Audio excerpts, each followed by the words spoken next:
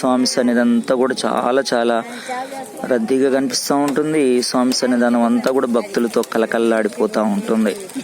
ఈ శుక్రవారం వచ్చిందంటేనే భక్తుల యొక్క రద్దీ బాగా కొనసాగుతూ ఉంటుంది. ఇక్కడ అప్డేట్ అందిస్తున్నటువంటి శ్రీతరం భాస్కర్ ఎర్రవరం.